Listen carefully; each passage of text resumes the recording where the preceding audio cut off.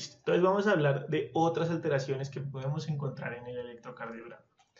Primero, el síndrome de Brugada. Este es un síndrome que muchas veces uno escucha, pero no tiene ni idea qué es, lee, tampoco entiende qué es. A grandes rasgos, ¿qué es? Es una enfermedad genética, ¿listo? Es autosómica dominante y se asocia a muerte súbita porque desencadena arritmias ventriculares, ¿listo? Entonces, por ejemplo, la persona puede estar dormida, puede tener su síndrome de Brugada, se le activa una arritmia ventricular y muere. ¿Por qué se produce este síndrome de Brugada? Porque hay una mutación en un gen que es el SCN5A que codifica para canales de sodio voltaje dependientes en los cardiomiocitos. Entonces, de repente, dejan de funcionar esos canales y generan la arritmia ventricular. Ahora, uno no puede considerarlo como un síndrome si no tiene manifestaciones clínicas. Una cosa es el patrón de Brugada electrocardiográfico y otra cosa es el síndrome. Para que sea síndrome, tiene que cumplir con por lo menos uno de los siguientes: que el paciente haya tenido una taquicardia o una fibrilación ventricular documentadas, que haya tenido un episodio sincopal y que no se sepa qué etiología es, que alguien en la familia tenga Brugada, familiares con patrón de Brugada, ojo, patrón, no síndrome, o que el paciente por la noche sienta disnea. ¿Listo? Si tiene alguno de estos, el paciente tiene un síndrome de Brugada. Los patrones de Brugada no son solo uno, son tres, pero el uno es el que más comúnmente se asocia al síndrome. ¿Listo? Entonces, aquí está el Brugada tipo 1. ¿Y por qué se caracteriza? Por una elevación persistente del segmento ST. Vean que aquí el segmento ST, que debería ir aquí planito, ¡pum!, se elevó durísimo. En las derivaciones derechas, B1 y B2, tienen que ser en las derivaciones derechas, y tiene que ser esa elevación mayor a 2 milímetros. Aquí nos pasamos de 2 milímetros hace rato, que son dos cuadritos, que tiene que estar seguido de una onda T negativa. Algunos describen este patrón como en aleta de tiburón, como si esto fuera la aleta de un tiburón, para diferenciarlo así de la elevación del ST de un infarto. ¿Listo? Entonces este es el patrón del Brugada tipo 1. Pero el Brugada puede también tener un tipo 2 y un tipo 3. Un tipo 2 que tiene un patrón en silla de montar, así como este que se ve aquí. Entonces es una elevación del punto J, vean que el punto J está elevado, a más de 2 milímetros con un descenso posterior, pero manteniéndose por encima de 1 milímetro. O sea, sigue estando un cuadrito arriba, con una onda T positiva. Y el Brugada tipo 3, que es el mismo patrón tipo 2, pero el punto J está elevado menos de un cuadrito.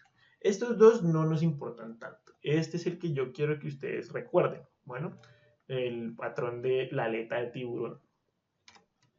Así se ve un Brugada tipo 1 en el electrocardiograma. Derivaciones derechas, B1 y B2, donde vemos esa aleta de tiburón, elevación del ST con una onda T invertida.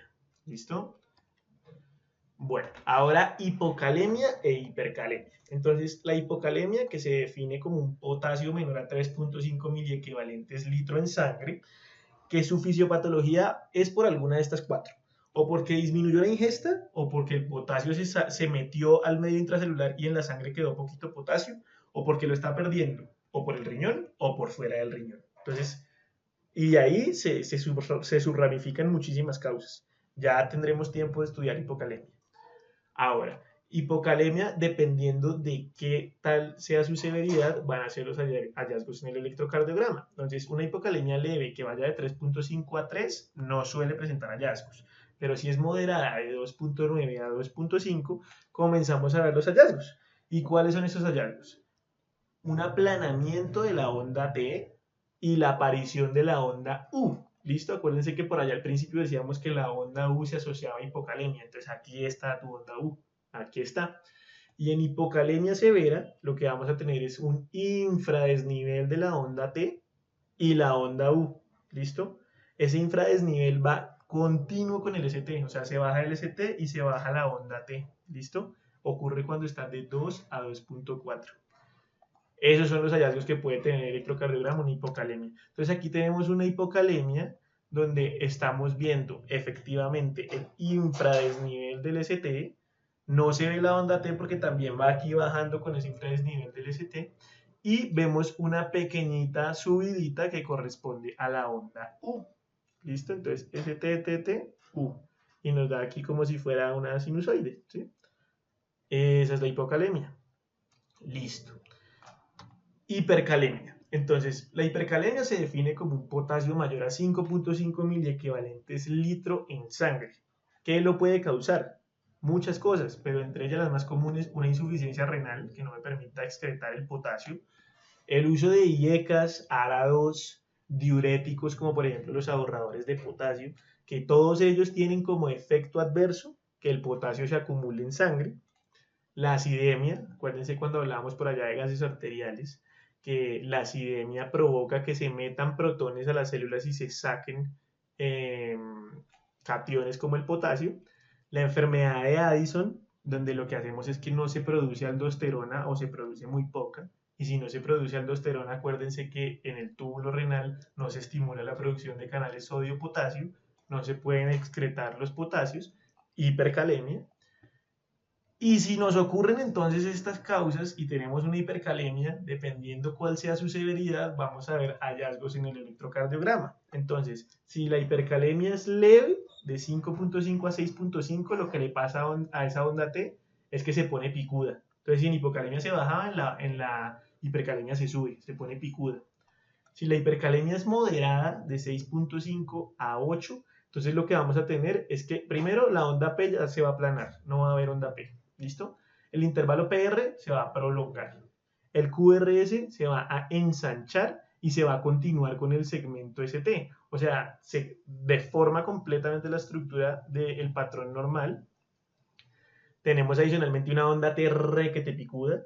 Entonces, este es el patrón de una hipercalemia moderada. Entonces, sin onda P, QRS ancho, ST en infradesnivel, onda T superpicuda, hipercalemia moderada. Y una hipercalemia severa que ya es el patrón sinusoidal. Entonces dense cuenta que es como un progreso, ¿sí? Que progresa desde una onda T picuda hasta una onda sinusoidal. Que este es un diferencial con taquicardia ventricular. Y que de hecho el siguiente paso a esto es una taquicardia ventricular, fibrilación ventricular y muerte. Entonces aquí lo que tendríamos sería un electrocardiograma de una hipercalemia leve, porque dense cuenta que solo están elevadas esas ondas T, están picudas nomás. Pero después ese paciente entonces ya comienza a tener un aplanamiento de la onda P, yo aquí no veo onda P, un QRS que está ensanchado, ¿cierto? Y que adicionalmente tiene una onda T picuda. Entonces esta es una hipercalemia moderada. Y luego pasamos a una hipercalemia severa, donde ya tenemos es un patrón sinusoidal. ¿Listo? Esas son hipo e hipercalemia. Ahora vamos con la pericarditis aguda.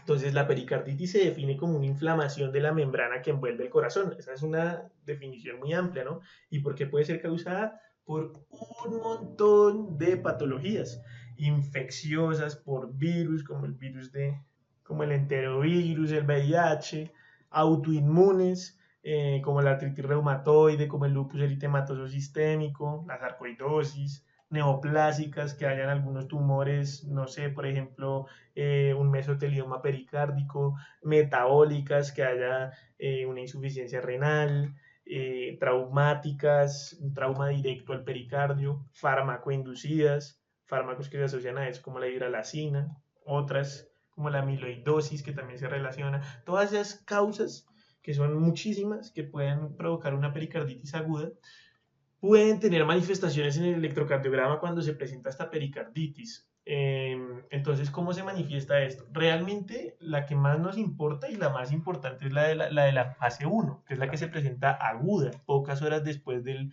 evento. Entonces, ¿qué es lo que uno ve? Una elevación del ST en casi todas las derivaciones excepto B1 y ABR. Y de hecho es un diferencial cuando un paciente tiene elevación del ST y no tiene infarto. Y la elevación del ST está en todas las derivaciones, excepto B1 y ABR. Entonces ahí uno dice, uy, puede ser una pericarditis. Pero entonces esa pericarditis evoluciona y se arregla en el electrocardiograma. Entonces en la fase 2, que es días después, esa elevación del ST cede, pero entonces queda plano y no se ve onda T. Después en la fase 3, que es más días después, la T se invierte. Y ya finalmente semanas o meses después, cuando el paciente ya se recuperó, entonces pues el patrón vuelve a la normalidad, ¿sí? Entonces el que nos importa verdaderamente es esta elevación del ST en todas las derivaciones. Y así es como se ve. Entonces uno va y mira y entonces la elevación además es cóncava. ¿sí? No es así como la del infarto, que pues bueno, no la hemos visto, pero entonces es cóncava. Y está en casi todas las derivaciones, ¿sí? Excepto en B1 y ABR, que está pues al revés, porque pues son caras que miran al contrario del vector de despolarización. Entonces así sería una pericarditis aguda, ¿listo? El tromboembolismo pulmonar. Entonces, ¿qué es el tromboembolismo pulmonar? La oclusión de una arteria pulmonar por culpa de un trombo que usualmente suele provenir de miembros inferiores en una trombosis venosa profunda, ¿sí? Entonces, ¿qué factores de riesgo? ¿Cuáles son las causas que llevan a que un paciente tenga un TEP? Entonces, recordar, una edad mayor, un TEP previo, cáncer, porque el cáncer es un estado protrombótico, un historial de que el paciente haya tenido una cirugía, un trauma o que haya estado en cama mucho tiempo. Todas estas se resumen en que el paciente esté mucho tiempo en reposo y la estasis favorezca la formación de trombos. Y el embarazo, que también es un estado protrombótico. Entonces, si tiene alguna de estas o tiene además unos criterios de Wells que más adelante vamos a ver que son, que sugieran un TEP, pues no estaría de más tomarle un electrocardiograma, pero realmente el electrocardiograma no es para nada sensible con los TEP. De hecho, no se usan para diagnosticar ni nada por el estilo. Sin embargo, hay hallazgos que se pueden encontrar en relación al TEP. El hallazgo más común, taquicardia sinusal. Ningún patrón S1Q3T3, no. La taquicardia sinusal es el hallazgo más común en TEP. Ahora, hay otros patrones, por ejemplo, el patrón S1Q3T3, que es súper específico para tromboembolismo pulmonar, pero que solo se presenta en el 15% de los casos de TEP. ¿Y en qué consiste ese patrón? Entonces, en la derivación 1 vamos a ver una onda S prominente y en la derivación 3 entonces vamos a ver una onda Q prominente y una T invertida. ¿Listo? Ese es el patrón S1Q3T3. Adicionalmente podemos encontrar también signos de sobrecarga ventricular derecha. Entonces, si el corazón se llenó de sangre en el ventrículo derecho y tiene que hacer mucho más fuerza, entonces la despolarización se va a orientar más hacia la derecha. Entonces el eje va a desviarse a la derecha. Y un bloqueo incompleto o completo de rama derecha. Esto suele pasar mucho cuando ese ventrículo tiene que hacer mucha fuerza, termina por como bloquearse, así sea incompleta, la rama derecha. ¿Listo? Entonces aquí tenemos cómo se vería ese embolismo pulmonar en un electrocardiograma. Entonces aquí vemos el S1, porque entonces vemos esa onda S prominente en 1, Q3, porque aquí está la onda Q prominente en 3, y la T negativa en 3 también, patrón S1, Q3, T3. Y vamos y miramos si además el paciente tiene un QRS ensanchado en derivaciones de cara derecha, donde se ven las orejitas de conejo y la onda T negativa, que nos sugiere mucho entonces un bloqueo de rama derecha. Miramos B6, B6 tiene el QRS ensanchado y la onda T normal, o sea, esto sí o sí es un bloqueo de rama derecha. Y vamos y le miramos el eje y el paciente tiene 1 predominantemente negativo y ABF positivo.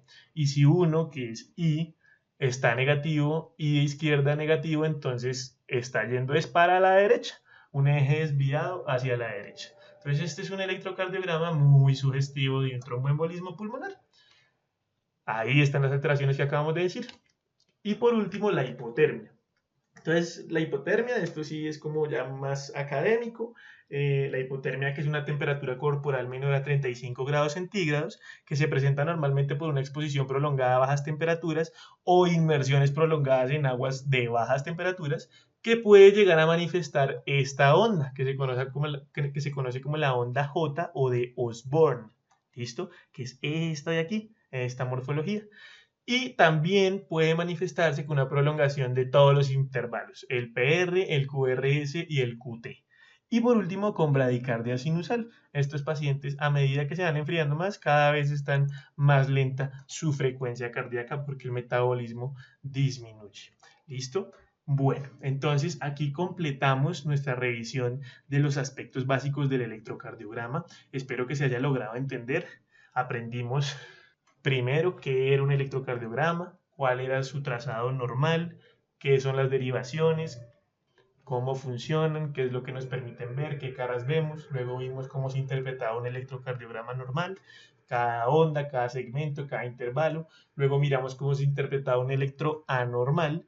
Vimos taquiarritmias, bradiarritmias, bloqueos de rama, hipertrofias, isquemia no la vimos, planeamos verla en síndrome coronario agudo y vimos otras alteraciones. Muchas gracias para los que estuvieron aquí hasta el final.